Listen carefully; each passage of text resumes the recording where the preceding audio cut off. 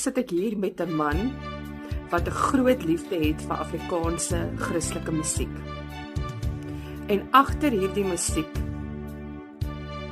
is 'n storie van geloof, moeilike tye en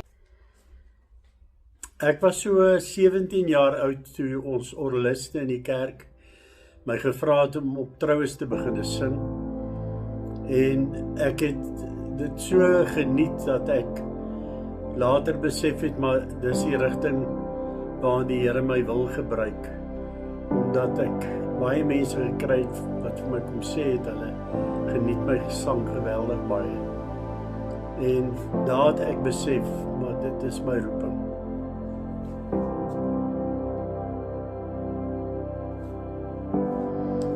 Ja, wanneer jy in 'n voltydse Christelike musiekbediening is daar nie eintlik baie geld betrokke nie. Jy doen dit maar die meeste van die tyd vir die liefde van die saak. En dan kom daar maar tye waar die geldjies maar opdroog en jy absoluut in geloof op die Here moet vertrou vir die fondse. Maar ek kan waarlik sê die Here het my deur al die jare deurgedra en nou hier op my senior dag sien ek die guns van die Here wonderlik. Wel, ek het baie liedjies geskryf al wat geregistreer is by Sameroe en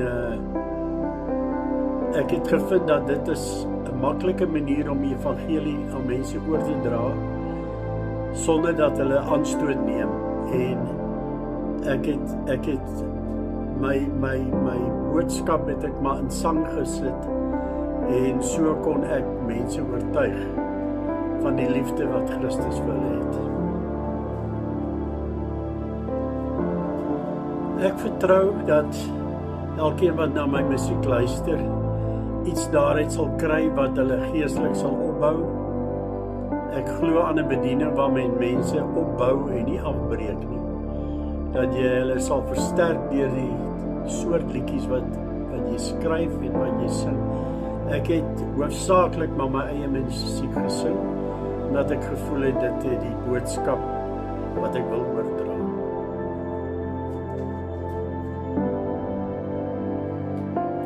Vertrou op die Here met jou hele hart. 'n Mens wat met sy een voet in die wêreld staan en in sy een voet in die kerk, sal nooit regtig 'n gelukkige mens kan wees nie. Maar as jy vertroue volkome in die Here plaas en jy dien net die Here, dit beteken nie jy's volmaak nie. Jy het ook foute, jy het ook tekortkominge, maar jou vertroue is absoluut net in die Here. En so 'n mens sal gelukkig wees, want God is getrou om te doen vir jou ver meer as wat jy kan hoop of dink.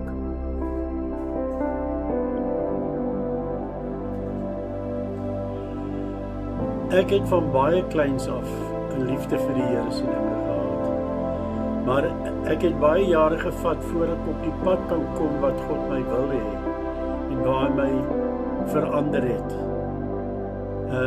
Ek het 'n moeilike pad gestap as kind van die Here, omdat ek deur moeilike dinge as 'n kind gegaan het. Was in 'n gelukkige huis groot geword, maar ek het swaar geheime in my hart moes dra. Maar die Here het my, toe ek 22 jaar oud is, het die Here my pad langs gekom en ek my lewe vir die Here gegee.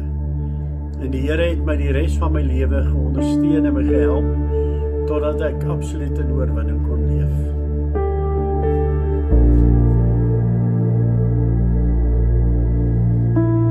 Kom ek sê vir jou vandag, daar's geen manier dat 'n mens jouself kan red nie. Jy kan nooit op so 'n standaard leef dat God 100% tevrede met jou lewe gaan wees nie. En dan dink 'n mens, as jy goed lewe, God moet jou nou aanvaar. Dis nie hoe dit werk nie. Die enigste hoop is daar jou geloof in die bloed van Jesus Christus. Net hy kan jou red. En as jy onkeerbaar vashou aan sy woord, sal jy gered wees. Klaar, jy gaan nie nog gered word nie. Jy is klaar gered as jy glo dat die